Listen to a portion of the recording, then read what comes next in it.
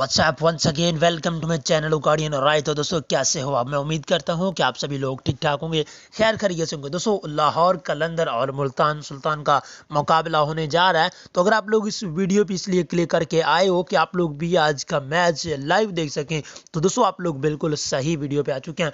मैं आप लोगों को एक ऐसा तरीका बताता हूँ जिसके थ्रू आप लोग कोई भी मैच को विदाउट एनी बफरिंग बिल्कुल HD क्वालिटी में लाइव देख सकते हैं। कैसे देख सकते हैं चलिए मैं आप लोगों को बता देता हूं। दोस्तों सबसे पहला काम आप लोगों ने क्या करना है, मेरे चैनल उगाड़ियन राय को सब्सक्राइब कर लेना है, क्योंकि यहाँ पे आप लोगों को हर टाइप की वीडियोस मिलती रहेंगी। तो कोई भी वीडियोस देखने के लिए आप मेरे चैनल उगाड़ियन राय को सब्सक्राइब कर सकते हैं। अब दोस्तों सबसे पहला काम आप लोगों ने क्या करना है, यहाँ पे टाइटल पे क्लिक कीजिएगा, थोड़ा सा इसको इस तरह ऊपर कीजिएगा, यहाँ पे लिखा हुआ एप्लीकेशन लिंक।